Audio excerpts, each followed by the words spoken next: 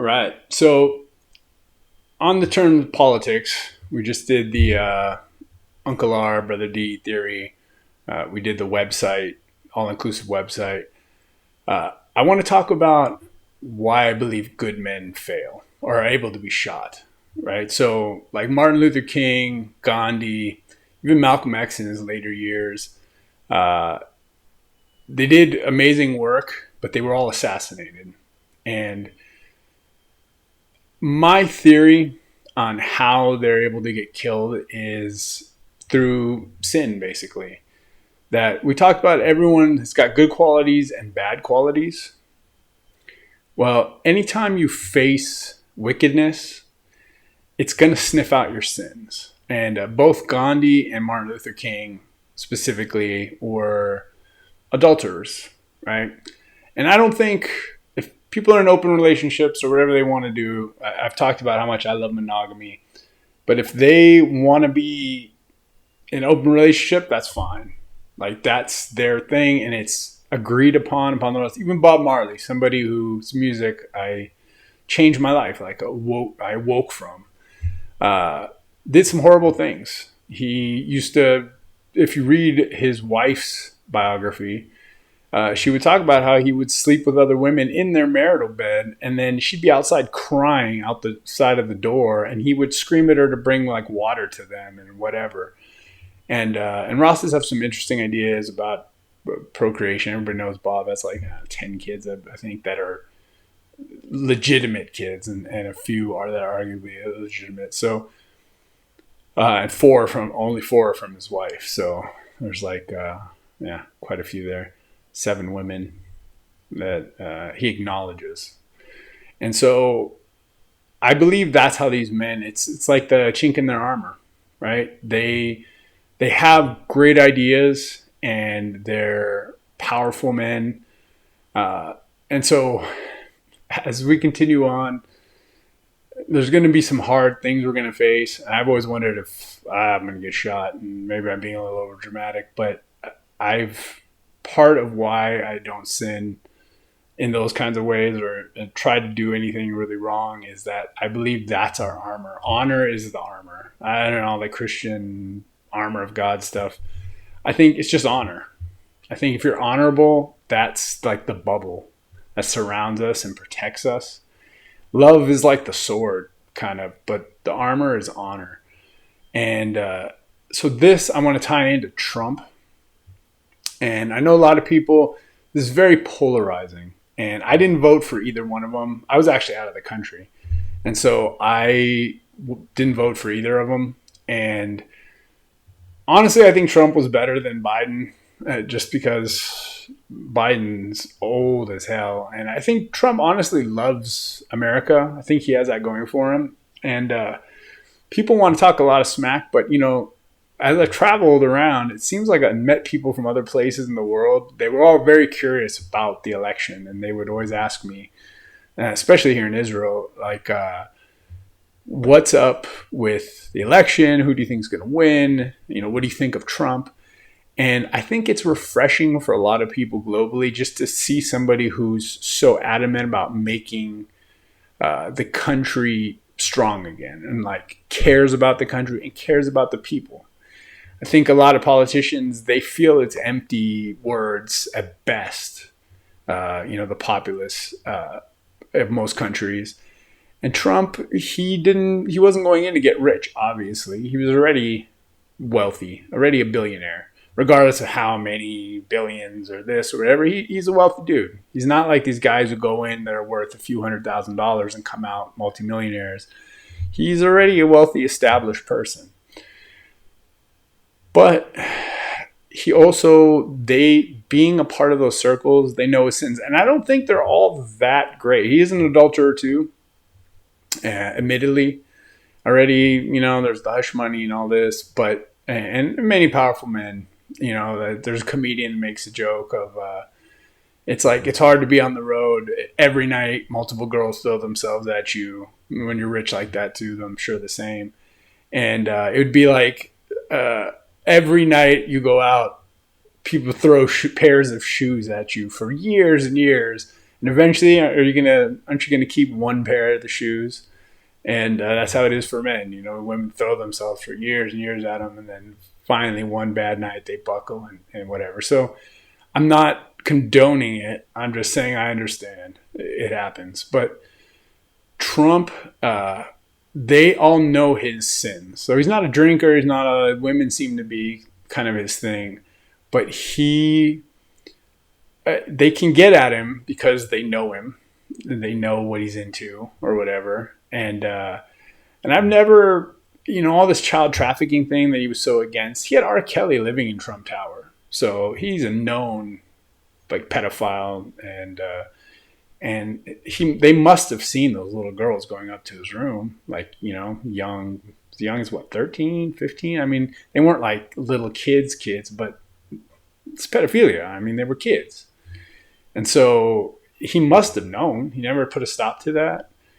And that's, all those kinds of things are dangerous.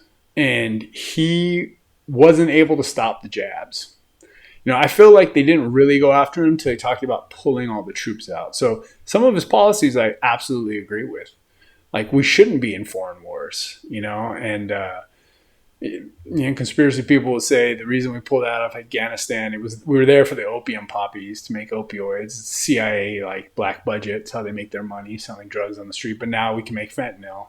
They make the fentanyl or whatever. So it's all synthetic. So they don't need the poppies. So we pulled out. But if you really look at it, the timetable, it was when that he said we're going to pull all the troops out, lower the budget to the military, and that general freaked out on him and bounced. And then it got really bad. So there was a lot of opposition prior, but after that, it was like media, everybody went after him. And so does he love America and really want to help the people more than most of the other politicians? Yeah, probably. Yeah, honestly. If you don't see that, I don't think you're really looking. He's already famous. He's already rich. He doesn't need any of that. He's already powerful. I think he did do it for good purposes for the most part. I'm sure he's going to, make himself richer too, but I do think he has better intentions than a lot of the other people. But I don't know that he has the power to actually change any of this. He's just one guy. And the president already has way too much power. The president was supposed to just be like a badass we had in the corner and like, hey, the Congress is supposed to run things. Right? They actually make the policy. When you look at the three houses, legislative branch makes policy. The judicial branch basically makes sure the policy adheres to the Constitution. That's their job. And the executive branch enforces policy. So basically, he's just the guy that's why it was Washington, right? This badass soldier they voted first. Is like, if you don't do what we tell you, we're sending this guy after you. That's who he's supposed to be. That's why traditionally it's always been like war heroes and stuff, because they're not even supposed to have that much power. The executive branch has built power over, centuries now, a couple centuries. But it was initially just like this badass general that we're like, yeah, we're going to send this guy. You see this crazy guy? And Washington was out of like 6'2" redhead. There's a great comedian, Shane Gillis, talks about, he was just like this crazy, huge warrior guy, it was like crazy. And we're going to stick this guy after. And that's it. That's what the executive branch is supposed to do, more or less. They don't really have a lot to do with policy other than enforcing policy that comes through the will of the people through the legislative branch. So but Trump, he wasn't able to stop the jabs, and there's a lot of shade there. Anyone who's just dismissive, it's another one of those things like baseless accusations. And if you believe that, you're not paying attention. Like, you're part of the problem, because it's not baseless. And it was basically the flu. If you look at the comorbidities, they were people who were dying anyway. It was like the flu. It's the same people, the flu. And then you look at the flu numbers, and it was like nobody got the flu that year, but everybody got COVID. And so it's basically the flu number 2. They shut down the world for the flu number 2 right at the end of the Me Too. So as women are stepping forward, talking about all the things And in ways they've been sexually abused by Hollywood, by politicians, by men in power.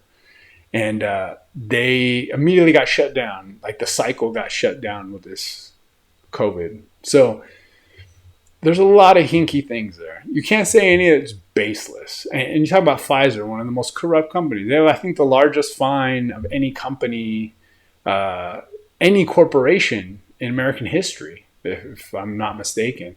So you're not going to question them, like the shadiest people. So he wasn't able to stop that. He wasn't able to really stop the wars. He didn't get us in any new wars. If there's anything Trump did great, it's that he didn't get us in any new wars, and that's phenomenal. That's right there is almost worth anything. Obama was killing people left and right. He was killing American citizens.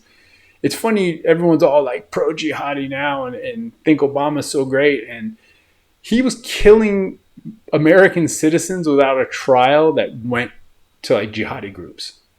Just droning them. The dude was like the drone master. He was just like lighting people up and lighting stuff. The dude was a warmonger for sure. And and if you got Bin Laden, that's a whole nother crazy thing of like no body, no pictures, nothing. They just like iced this guy and dumped him in the sea or something. Is the story. There's a lot of hinky stuff there, and all of it. And Trump might have been right with the like birth certificate. I mean, there's so much shade going on in Washington right now that we have to change it. But I don't know that Trump by himself can do it, and not only because of some of his past sins or whatever, but he's just one person. Until we send in groups of people, the Uncle R, Brother D theory, where we just flood Washington with our own, with people that we know from our community that would never want to go, we're going to keep facing these same battles. And it's really going to hold us back. So we have to get involved that way. And without that, we're going to look at dark days. It's getting worse and worse every day. And with another big election cycle coming up, we have to start making changes, getting our people in there, and change it before it's too late, because we don't want it to go into the darkness that could potentially come. And the kids, you need to learn history. People need to learn history. Women, not to single you out, love you ladies, but economics would help you too, but history. Like, you have to understand what the world was just 100 years ago, 200 years ago. I mean, it wasn't that long ago. People would go outside, wolves would eat them. Like that. Like, animals were killing us. And then on top of raiders and like bandits and chaos, like the world has been in an insane, murderous, chaotic fable that has only recently calmed down. Like, this is probably the most peaceful time in history. So we have to get people out of there. We have to understand that good men fail and can be assassinated because they don't adhere to the laws they set for themselves. That makes sense, right? So when you're an adulterer and you have agreed with your wife to not be in that kind of be in an open relationship, you're going to pay the price. And if you put yourself up on a pedestal or in a public spotlight, in a public forum, and break these, that's a big sin. In my opinion, adultery is one of the biggest things. Just that and I think it comes right after murder, doesn't it? Isn't it next? The 10, I know the 10, but I don't always remember the order, but I think it's like right after adultery, after murder, but it's such a huge one. It breaks families apart. I mean, it's such a devastating sin to commit, and we've completely legalized it now. It's like fine now, and but it's really a deadly one. So I don't know if what is there can make the change, but I do believe that that's the downfall of all good men. They're still majority good people, but they once you put yourself in the public spotlight, evil will try to dig its way in any way it can, and will break you down. And on a final note with Trump, the one thing that has always kept me hesitant about him, and it's funny because he's like the working man's candidate. I remember reading articles about Trump that before any of this election stuff that he did. If anyone ever saw, my ex wanted to watch it with me, I ended up watching it with her. That like Pamela Anderson, Tommy Lee video. It was like Seth Rogen was in it, and it was talking about how the video came out, their like sex tape or whatever. And if you notice, he would hire a group of people to work on his house, and then they would get to a certain point, he'd fire them and hire another group of people and fire them, and then hire another group of people, and they would have like, this group, first guys would do like 40%, and then he would say, oh no, this is crap work, fire them. Then bring in another group, do 40%, 50%. Oh, no. You're fired. It was terrible. And then bring in somebody to do like 10 or 20%, and then be like, okay, and then just pay them a little bit. And that's what Trump did to a bunch of people, or was accused of doing way before any of this. That, he's a real estate mogul or whatever, but he would, and as a working person, and someone who's done construction, it's horrific. And that's what a lot of the wealthy do, apparently. And they'll hire one group, have them work to, X amount to a certain point, and fire them. And then if those people try to sue them or whatever, they just tie them up in litigation. And it's so expensive to fight against a wealthy person with their lawyers and whatever. The people end up either losing too much money, going bankrupt, or they just decide not to fight because they know they can never hire a competitive lawyer against these people. That's all corrupt, right? Justice is corrupt. We have the video about rich justice, poor justice, and now it's corrupt on both ends, which is the exact opposite of the Torah, right? You're not supposed to favorably judge the rich for being rich or the poor for being poor. Justice is supposed to be blind. But and then they hire another person, get them to a certain point until it's like 10% left to finish, and then they'll pay those people. And they only got to pay them a little bit of money because they're only doing a little bit of work. And all those other people did 80, 90% of the work, get screwed. And Trump did that. Or is accused of doing that. Again, it's hard to go to court against a guy like that because you can't hire a lawyer that's competitive with the lawyers that he's going to hire, and the litigation costs you tens, hundreds of thousands of dollars. You may not, if you lose, you're not going to get compensated back for it. So is he really a good man? I don't know. I don't think so. Probably, for the most part. Power corrupts. Is he a better candidate than these lifelong politicians who are in it just to get rich and gain power? Or like, does he love America a little more? Is he still more for the people than those people? Yeah, probably. Probably. Seems that way. But I still don't think he's an Uncle R or a Brother D. He's not one of us. And that's who's supposed to represent us, like one of us. Not these corrupt people, not former CEOs or former board members of corporations, not rich, TV personalities, real estate mogul TV personalities. It's supposed to be us, and that's what we got to do. So, anyway, that's the story of how I believe good men get broken down, are able to be assassinated, are able to lose in the long run. It's because of their sins. And so hopefully this is going to conclude for right now, the politics portion. And but I do think this is all really important. And so I wish a blessing to everyone, but especially to anyone who's going to go into politics, the Uncle R's and Brother D's, hopefully that we can bring into the world, to have the strength to hold on to your principles, to be moral, to be honorable, and despite the temptation, to stand up for what you believe in. We're so wishy-washy now, and for the right price, it seems like everyone can be bought. Money's so important. And we need people with honor. That's what we need. More than we need more rich people, more than we need more famous people, powerful people. We need people with honor, with integrity, with, who want justice, true justice, who have mercy, who are a good people. And we're losing sight of that. We're all playing the game and more and more and more, and it's become like everything to us. And we're forgetting how important those principles are. And they're not worth trading for money. What is it to gain the world and lose your soul? Right? I love Zion Train is the song that woke me up. Bob Marley. We talked about him earlier. What is it to gain the world and lose your soul? Which is from Proverbs, actually. Wisdom is better than silver and gold. And so we need that kind of person. We need honorable, good people who have integrity.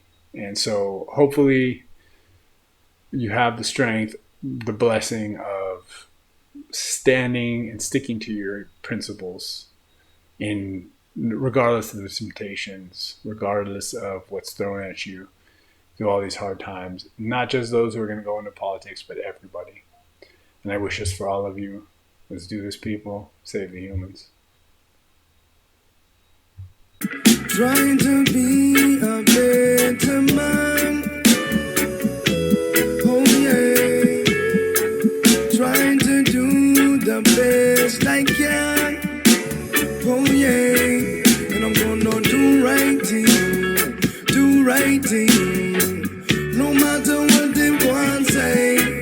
And I'm gonna still fight for you. Still fight for you.